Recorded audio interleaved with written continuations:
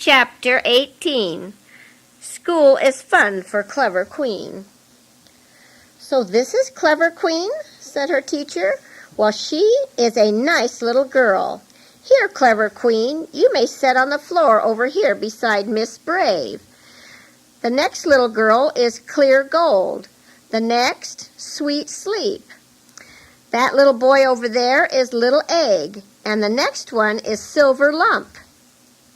Now, children, first and second graders, attention," said the teacher. "This morning we will study a little more about the story of this world.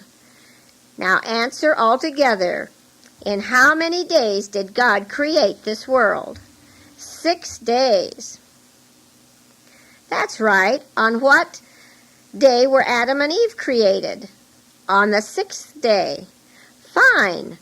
Then what did God do on the 7th day? He rested and blessed it and sanctified it. That's very good. Now, before very long, while Adam and Eve were happy as they could be, the old devil took the form of a beautiful snake and went up into a tree. Clever Queen became suddenly interested. She knew about the devil's becoming a snake, but she did not interrupt, and the teacher continued. Then he picked a fruit from the tree and tempted Eve.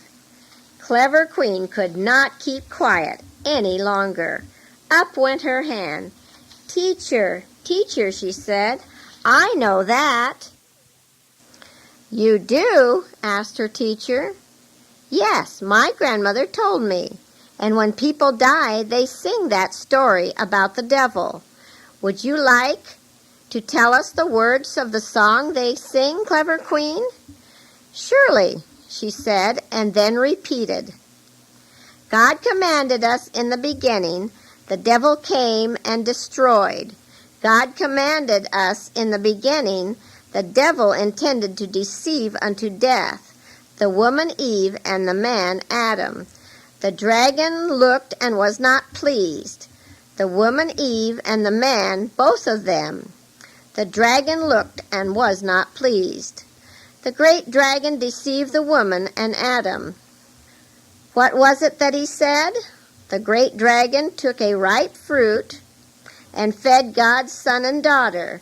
They didn't keep all of God's commands. After they were deceived unto death, they disobeyed the word of God, and God turned his back on them." "Well, that was good, Clever Queen. Who taught you that?" "Grandma." "And who told your grandma? Has she got it in a book?" "Why, no, Grandma can't read, and we have no books. I suppose her father told her." "And who do you suppose told him?" "Oh, I suppose his father must have, because all of us jungle folks know that song.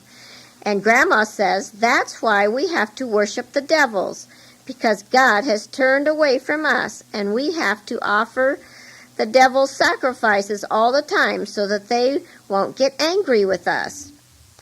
"Well, Clever Queen, don't you worry about the devils while you are here at school. They won't hurt you here. You see, we are trying to obey God here, and he has turned towards us again, and we can talk to him, and he hears us, and he protects us from the power of the devil." This was so new and so interesting that the little girl just sat there with her mouth open, taking it all in. Somehow it felt good and safe to be in school already. Then it was time for the next lesson, and the teacher said, "Now all try to copy these letters that are on the board while I start the next class to work. Then I'll come back to you." Oh, wasn't it wonderful? She was in school. Surely she could copy those funny little circles from the blackboard, and proudly she took her slate and pencil and did the best she could. To be sure, they were not very pretty, but it was a start, and anyway, they were as pretty as Braves and Sleep Sweets. Yes, and Little Egg could not even write any. Well, It was lots of fun, and presently the teacher came back and said, "Now, children, you must learn your letters so you can read. This is the first letter. These two circles with their mouths open on the bottom we call ka. And with all the other marks above it and around it, it sounds like this. Now you all say it after me. Ka, ka." And the children chorused, ka, ka. Ka, earthy ka. And the children all said, ka, earthy ka. Now the next. Ka, hearthy ka. Ka, hearthy ka. Next, ka, plurcy ka. Ka, plurcy ka. Ka, arthy ka. Ka, arthy ka. Ka, kepo ka. Ka, kepo ka. Oh, it was really thrilling. They went over it again and again, each one taking a turn until they knew the exact tone to each of the words. Then after the reading lesson came the numbers, and then recess. It was all so wonderful. After school in the afternoon, Clever Queen joined the little girls who were sent to sweep the girls' house and the dispensary. The floors didn't seem a bit dirty, and she didn't see the need for all the sweeping. But she was at school now, and she willingly did all that she was told.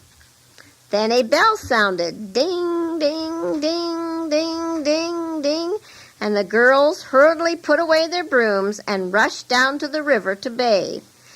Before she had had half enough fun in the water, the bell sounded again for dinner.